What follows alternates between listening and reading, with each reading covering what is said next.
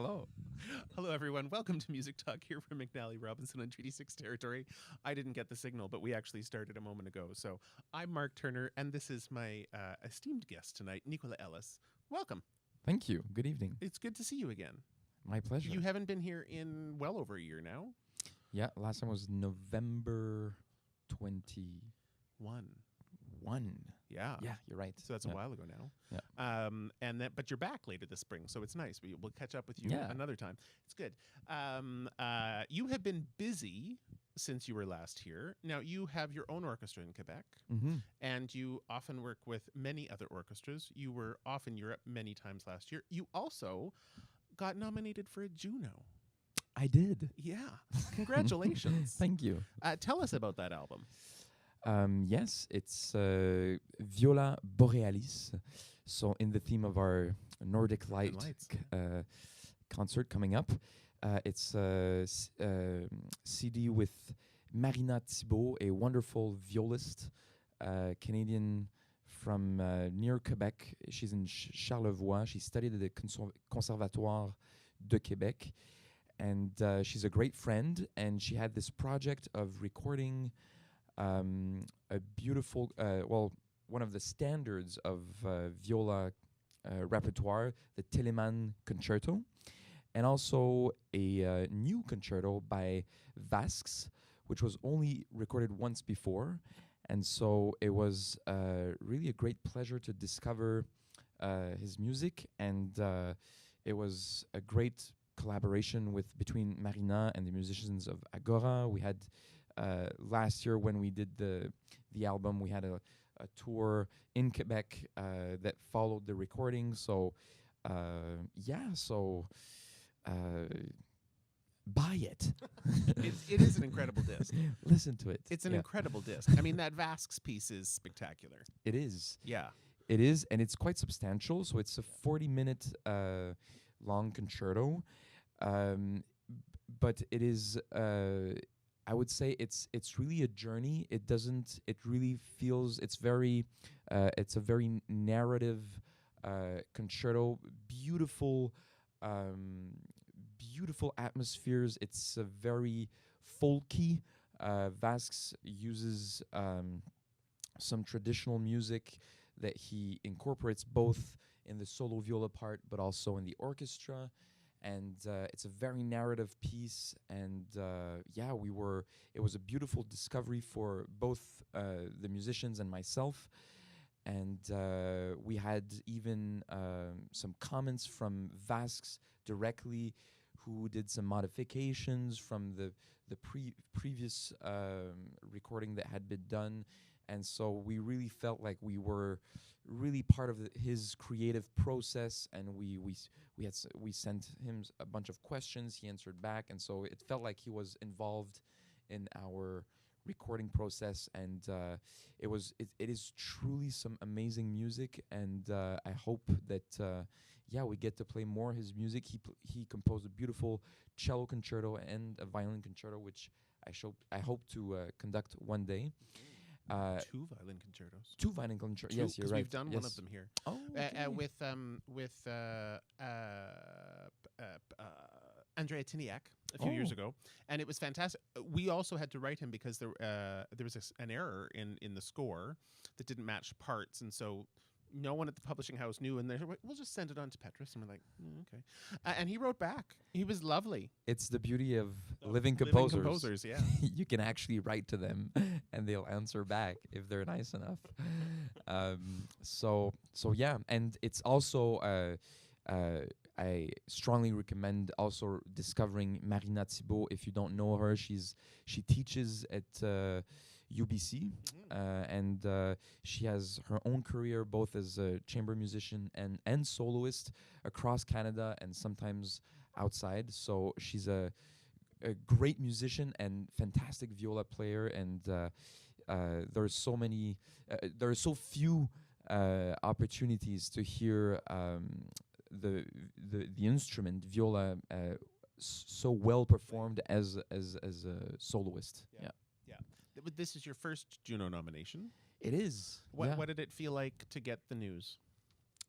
Well, I don't know. It just felt like I was. Do you know what? Okay, so do you know what's funny? So I sit on the Junos advisory panel. I used to be a judge. I'm no longer a judge. Okay. I sit on a panel, which means I have to do more work. So I knew you were nominated before you knew you were nominated. And I actually, because I think I texted you the day it was announced, but I had typed that text like days earlier, and then I was like, I can't send that. So close. Yeah, but it was good. Oh.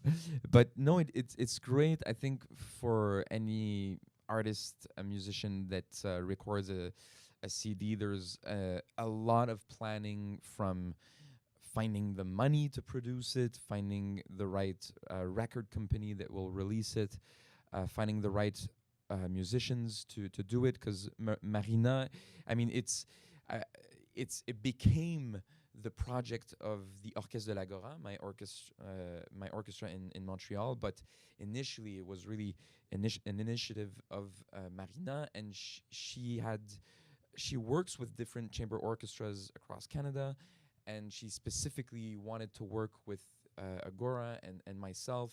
So in that way, it kind of became our project as well. Mm-hmm. And it's all that to say that there's all these different stars that you try to align for this kind of projects, and then when you arrive for the recording, it's very intense. You have a very specific amount of rehearsals, of recording sessions, and it takes so much concentration, and it's a lot of pressure, because you've worked maybe a year, 2 years, maybe 3 years before to make sure that we get the hall, we get the orchestra, we get the music. So there's so much involved, so that when you get even to be a nominee, even if we don't win, we still we still feel like the music community took the time to listen to our work, and that in itself is already something that I appreciate greatly. So yeah. And I'm going to continue to toot your horn, because you also just won a big award, you and your orchestra. Yes, just won a big award, and it's special because how long have you and the orchestra been going now? 9 years. 9 years. No, yeah. So you were 4. Yeah. Yeah, I'm just doing the math in my head. You were So good. You were just proficient when you were younger. That's fine. Some of us weren't. But this is a special award. Tell us about this award, because often it's won by like Montreal Symphony or l'Orchestre Métropolitain, the big groups. Yeah. This was very exciting. Yes, because so it's it's a prize. It's a recognition in Quebec for the province of Quebec, and it's called les Prix Opus, the Opus Prize, and like the Juno Awards, there are many different categories, and one of the categories is musical event of the year. And you won. And we were very. It's our first Opus Prize. It's the first time that we actually, took the time to, because you have to apply to the prizes. So it was a very unexpected and beautiful recognition, and it was for a concert we did on June 22nd, 2022.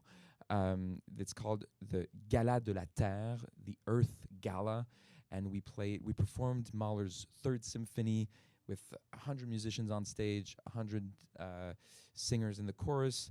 It was a huge benefit concert for environmental organizations, Nature Conservancy of Canada, the Sierra Club Canada, which works a lot with whales and protection of wildlife, I'm not sure what the right term in English, but mammifères marins, so like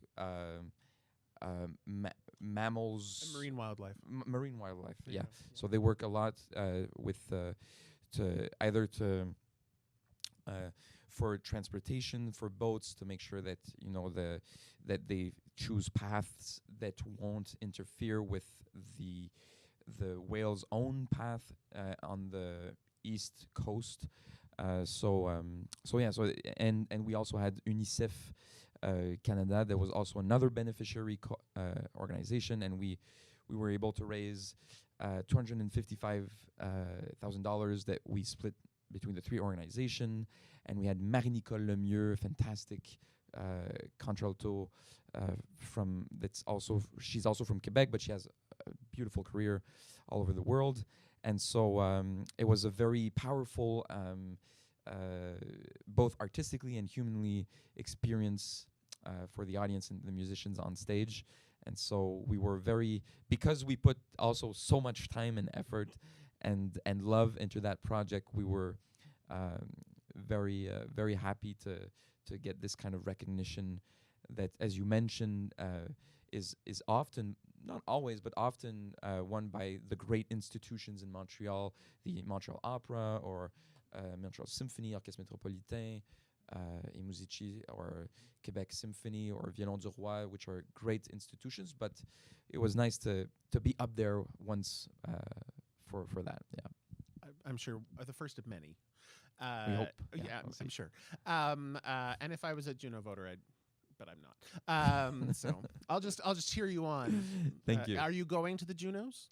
Unfortunately not, because I have myself, it turns out I had rehearsals and performance during that time, but I will, of course, follow closely. The best part about going to the Junos, if the next time you get nominated, the best part about going to the Junos is hanging out with Julie Nasrallah. Because they almost always have her hosting, like particularly the classical awards. And so that's really the best part. Having done it a couple times, it's worth it. So. Next time. Yeah, exactly. We're thrilled to have you back on the podium. When you were here last time, it was practically all Beethoven, and it was Beethoven 5, and it was sensational. You just had such an energy on stage with the musicians, and that transferred over to the audience. That was such an incredible experience. This time, I really liked what you said in an interview the other day, that this concert is an expedition. It is. It's an adventure from the Arctic to the Antarctic and back again. Yes, exactly. Quite literally. So we've been doing these concerts that are focused on like the North, and so we did a few things in January. We did a workshop of a new opera that's based on Ibsen's play Hedda Gabler, and of course we did the ABBA show, which was Sweden, and then 2 weeks ago we had Runa Bergman here with Jan Leszecki. They did Sibelius and Grieg, and we've got Sibelius to kick off the show with the single largest orchestra that's ever been put on stage in this city, because I believe it's combined with the Saskatoon Youth Orchestra, and I think there's 105 in total.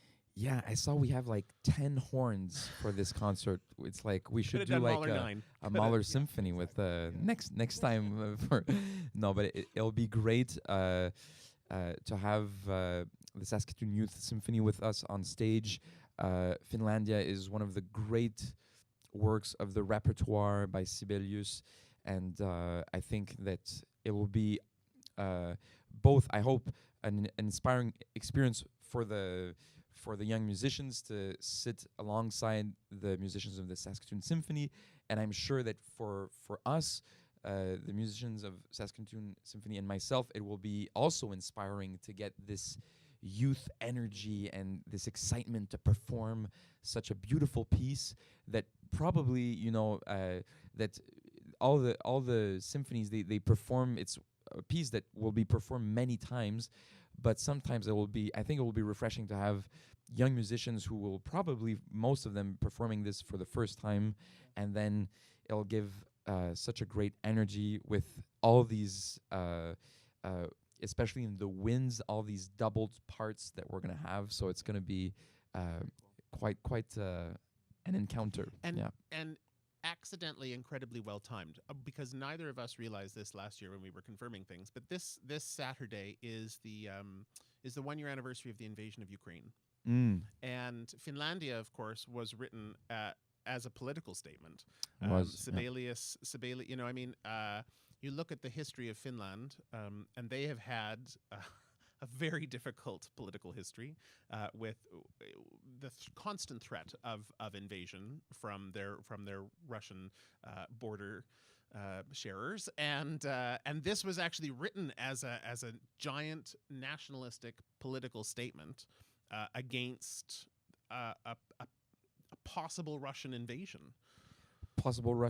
And I won't be able to develop much on Finland history, but from what I understood, this was also it was for I believe a benefit concert for free press in Finland, because there was a question of Russian propaganda and controlling what kind of information would be circulating in Finland. So you're right. It's totally it's weird to think that it was performed in 1900s. So now 123 years later, it feels still in a certain way of our time. Yeah. And I mean, musically, it also feels that way. It starts in this brooding struggle. Yeah. And then we get this militaristic push, this nationalistic pride that you can feel Sibelius just throwing at us, and then ends in essentially in a hymn, right? And I mean that the tune that ends it has been it's a Finnish hymn tune, but it's also been used as a sort of national anthem, and even as a hymn tune here for many denominations. It's a fascinating it's had a fascinating impact. Of course, I mean it's quite impressive that it's about 12 minutes this tone poem, and in 12 minutes it's like Sibelius was able for generations and generations to like take the pride and the patriotism of Finland and make something absolutely extraordinary. And it's officially not the national anthem, but it's more popular and maybe more regarded as their national anthem as the official one. And as you mentioned, I mean, it has such an impact that in the 1940s, I think another composer added words and a chorus part to it. So it's really it feels very obviously it's very special for Finnish history, but I think for us as performers here in Canada, it will also feel very special. It's always special to have a taste of that nationalistic and patriotism and heroic burst that lasts only 12 minutes. Yeah. And that heroic burst of the achievement of the human spirit. Yeah, exactly. Which is what he really captured in that. Yeah. And we're living that again now. It's a fascinating way to juxtapose it. And one of many examples of how music just brings people together in a way that not any other thing can. So it's really it's a very, very special piece of music, and I'm very excited to performing it here with the Saskatoon Symphony. As the youth orchestra leave the stage, which will take a while, because there is 78 of them or 79 of them, a screen drops down, because we venture then from the north all the way to the Antarctic. This was a piece you brought, a brand new piece. I think it's only been performed once or twice. Yeah, it was performed. It was first performed virtually during the pandemic. It's a piece by Marcus Godard, composer and also associate trumpet at the Vancouver Symphony. And so it was first performed on virtually, so everybody recording their own part. And it has a solo cello part, which was premiered by Yo-Yo Ma. So it's always... Oof. Sorry, I'm not. So it's a very good cellist. And then I believe this season, I think last fall, it was first performed in a more conventional performance live, and I've been an admirer of Marcus Godard's music. He's written some beautiful, beautiful, beautiful music, very very smart, but also just it's very honest and very. It's written both for the musicians playing it and for the audience listening to it. Sometimes I agree that sometimes we get new music where it feels like the composer by him or herself is having fun, in a corner, and we're both audience and musicians are like, what's going on? And we feel a disconnection. But in this case with Marcus' music, not at all. And he also has obviously this very narrative component in his music, because it will be performed with, as you mentioned, we have a screen. So we're going to have some beautiful footage of Antarctica that was taken by Paul Nicklin, who's a fantastic photographer, very known photographer for the National Geographic. And he's taking some absolutely breathtaking images of during his expeditions. He's also, I believe he's also a biologist, so he has this science background, and his love for wildlife and Antarctica. So it's a beautiful piece that is synchronized with the beautiful the beautiful footage that we're gonna show. Yeah, life emerging. It's quite the piece, and it also, because it has that beautiful cello part, we get to feature our brand new principal cellist, Joel McDonald. Grew up here in Saskatoon, so we're thrilled. I didn't know that. Yeah. Amazing. So he just recently became our new principal cellist. So this is a great opportunity to welcome him on stage. So. And we had one rehearsal now, and we got to hear a bit of his solo, and it was quite a unanimous feeling that Joel is extremely talented, and we're very lucky to have him for this performance. Yeah, we're really thrilled that was. It was funny. We've been auditioning, and we hadn't yet hired through many audition processes, as is the case with a lot of orchestral auditions. And this concert was looming in my mind as going, we actually have to have a principal cellist by this show. Yeah, and it worked out perfectly. And then it was Joel, so it was even better. So that was very cool. I'm really looking for. We actually did a premiere of Marcus's a few years ago. We did his trumpet concerto with Ryan Cole, who grew up here in Saskatoon, and he wrote it for Ryan. Trumpet player writing a trumpet concerto. It was a lot. It was a lot of runs. It was a lot of fancy arpeggios. I imagine. Yeah, a lot of flash in that last movement. So we're really thrilled that we get to do this piece of his. We clear the stage. Yes. Quite literally after that. Every time. It's a new my poor production team. I bless them daily because it's a lot of work. The second half of this concert is a fairly monumental new work, because it's also, it's large in scope, orchestra, choir, also for multimedia. So it also has that whole component of projection and film, and it's by the composer Ērik Ešenvalds. Estonian, right? I think he's Estonian or Latvian. Latvian. You're right. It's Latvian. So, who also, I remember when we were programming this last year, and it has this video that goes with it, and I'm going, what does that mean? And so I wrote to the publisher and said, do you have a video of it? And like 20 minutes later, I get an email from Ērik Ešenvalds being like, hey, here's a thing, and here's this, and let me know if you have any questions. And living composers, it's delightful. Yeah, it's delightful. But it's quite the work. It features both two choirs, Greystone Singers and Aurora Voce, and this video that also has a soundscape. Just in case you hadn't had enough to do this week, you also have a soundscape to work with. What that means for people who haven't had the wonderful opportunity of producing an orchestral show is it means that there's an audio track that's played with the piece in time and has cues. And in this case, there's talking. There's talking. Ešenvald's piece is called Nordic Light, and it's about different.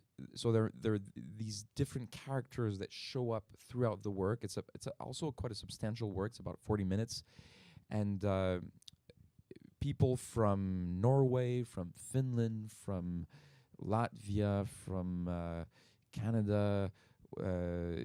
It's different legends about the meaning of Nordic lights and what it represents for different people from different parts of the world. And so it's a very, again, it's very storytelling, and they all speak in their native language. So thankfully we'll have subtitles for this, but it's also very fun. I think it's, to a certain extent, part of the music experience, because we hear all these languages that we were not familiar with, and not only are all these people talking at different moments during the music, but sometimes we even have people singing traditional songs during the music, which adds to the beautiful challenge of this piece, because it means that there's some moments, now I'm getting on the technical side, but there's some moments where there is someone that's taking care of pressing on video cues, where this person follows the score and what the orchestra does, but there are some other moments where the orchestra and myself need to follow what we're hearing in the video and make sure that it matches.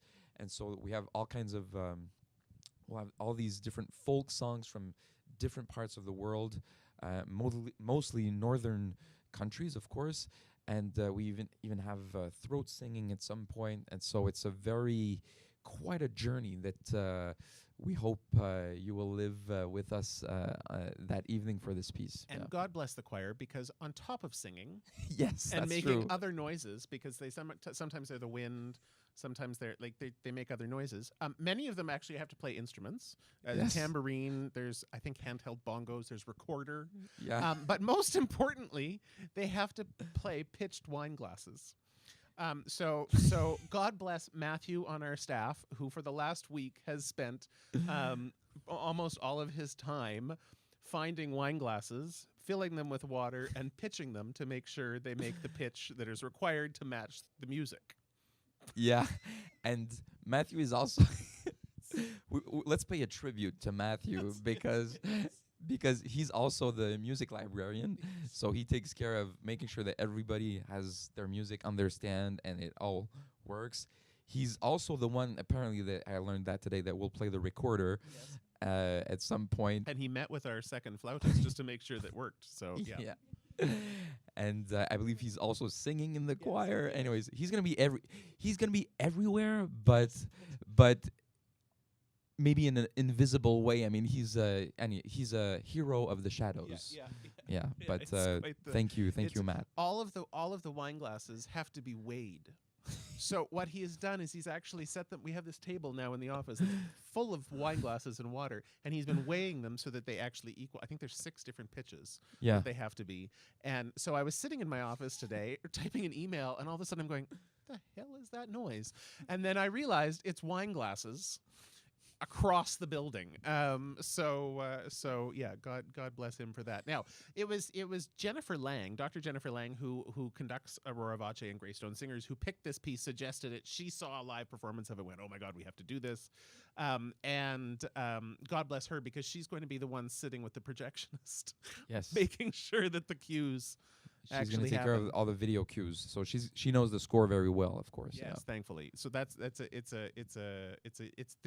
is a cool project. Now, it features all of this stunning footage of the Northern Lights from across the Arctic Circle, and you were just saying when we were sitting here, you've never seen the Northern Lights. No.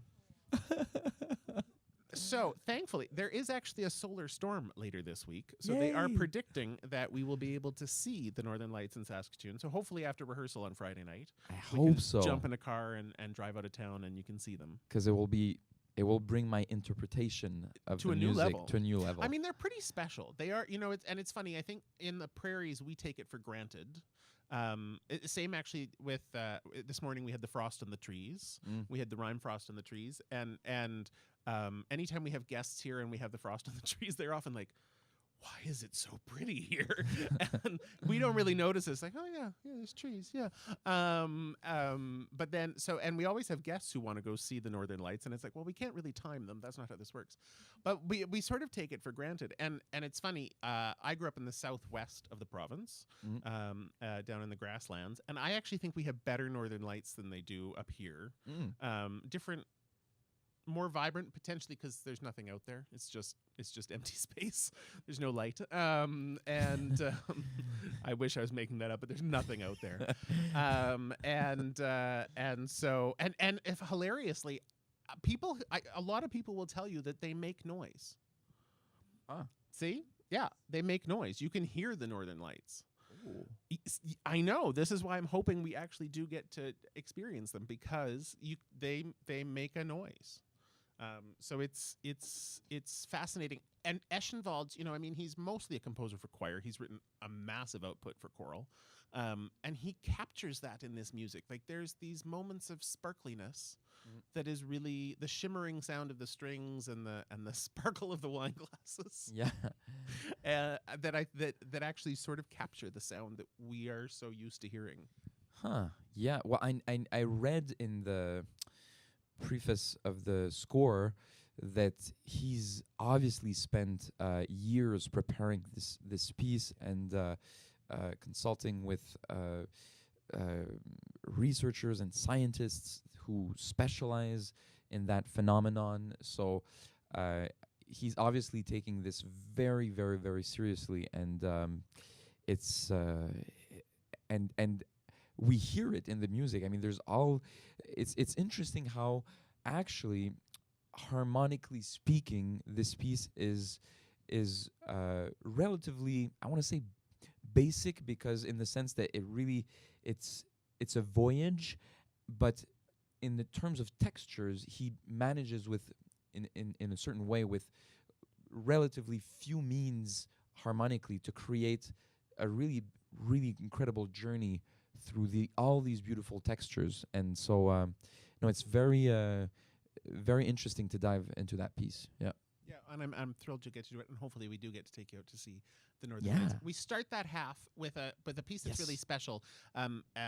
It's by Andrew Balfour. Andrew is a composer out of Winnipeg, and it's Kilak, which is it's an Inuit word for the heavens, the sky, but often reference the Northern Lights.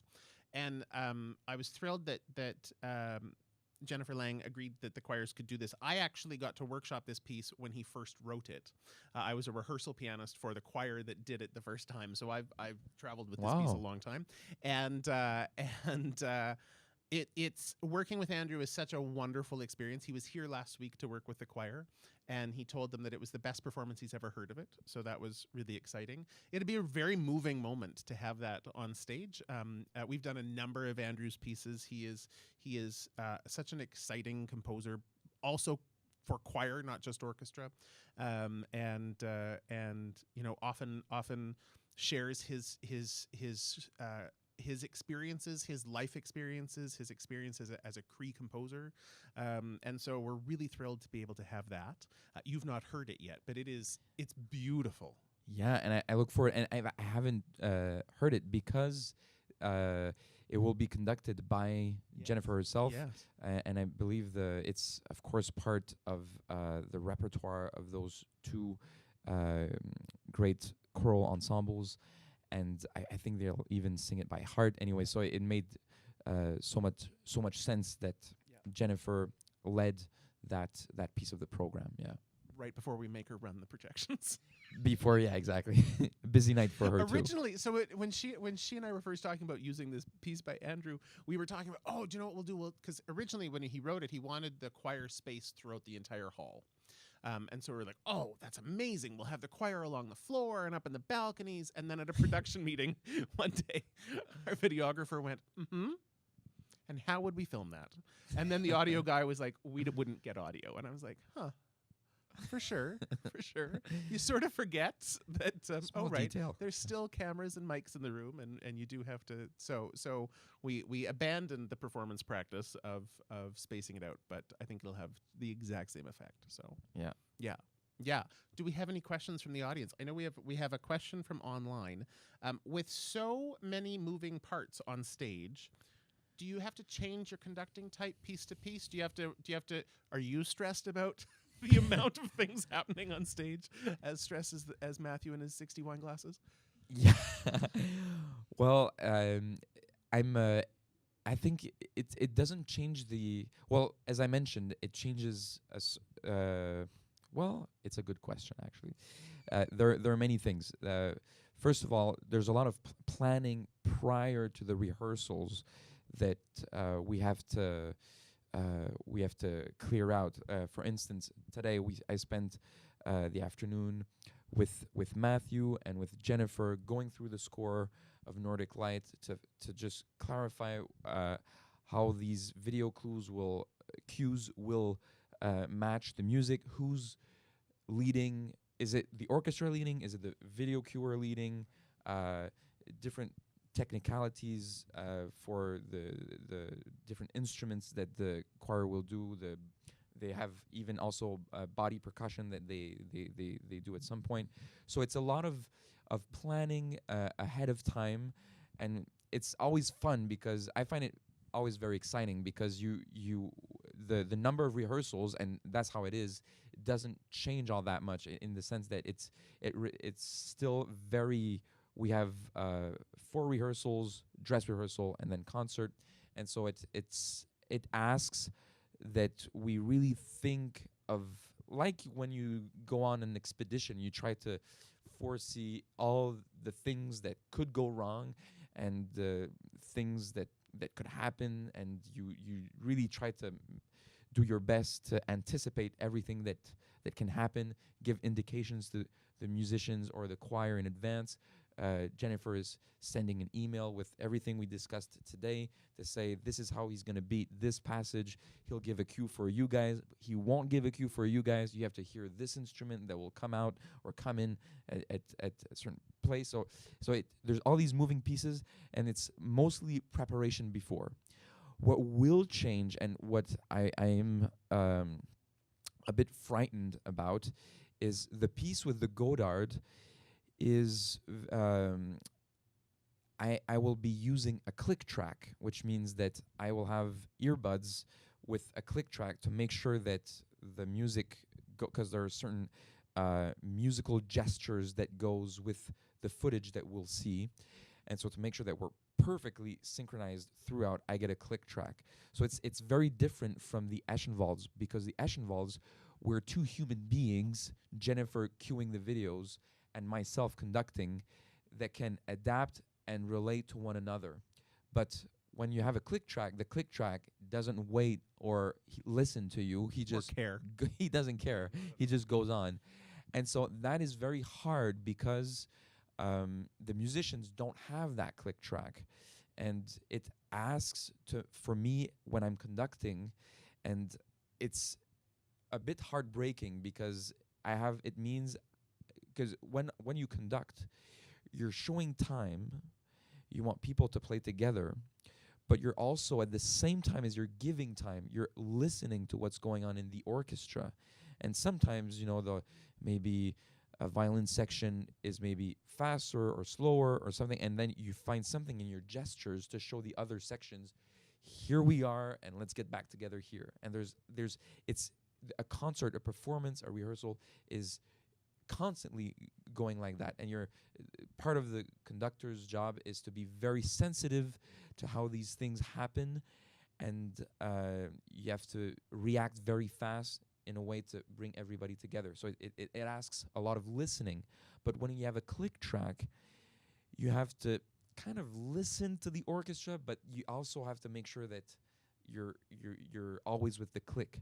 So you can't just for a split second just make sure that, okay, let's bring everybody back together, because if I do that, then we're completely off. We'll for the rest of the piece we'll be off with the click track.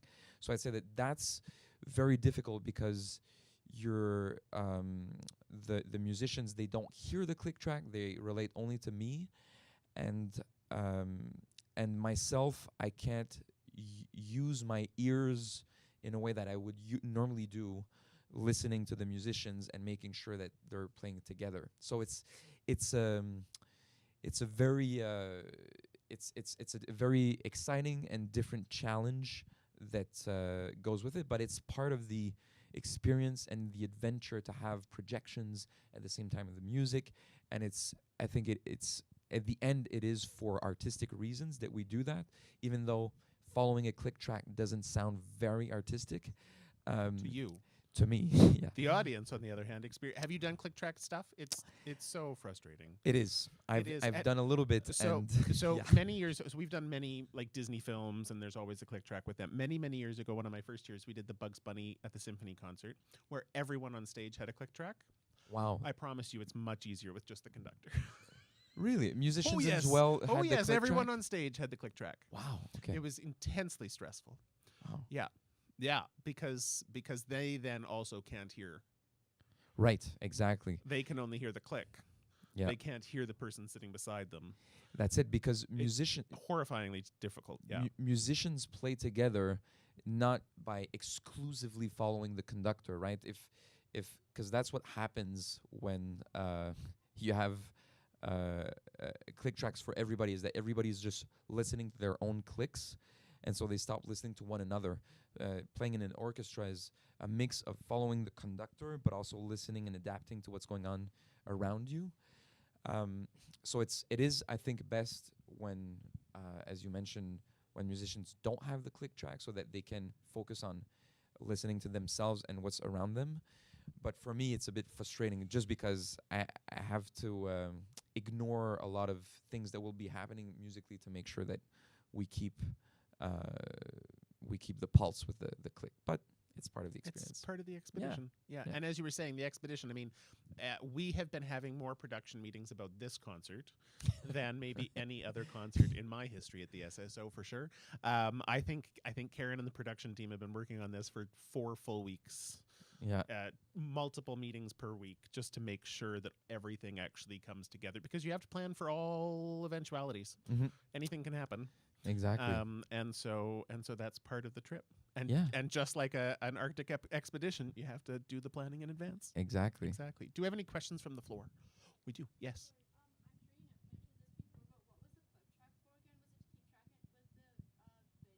Yeah, so the question is, what was the click track for? So yes, it's actually to keep the music timed precisely to the video happening, and it's like you said, it's actually counterintuitive. Yeah. So basically, there's because the click is almost early. Like it's on time, but it's like it feels maybe a bit for early. you. It's gonna feel early. It feels like you're ahead of the beat all the time. Yeah, but so because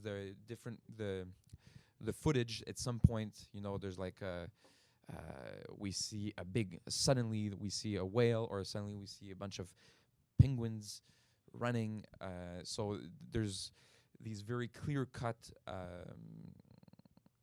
shots in the movie, and there are some musical effects that try to fit with the footage. So in order to have the proper effects with the proper shots, camera shots, we need the click track. Yeah, it's very exciting. It is. To end, we had a piece of folklore sent to us on the online chat that says you shouldn't whistle at the Northern Lights. I don't know that one, so we're going to have to find that out later this week. Okay. Thank you so much for being here. Thank you. And Thank you, Mark. I hope we get to take you out to see the Northern Lights. I hope so too. Thank you. And you can join us at the concert this weekend, both in person at TCU Place and online at concertstream.tv. Thank you so much to everyone here at McNally Robinson and to our streaming team. Have a great night. Thank you.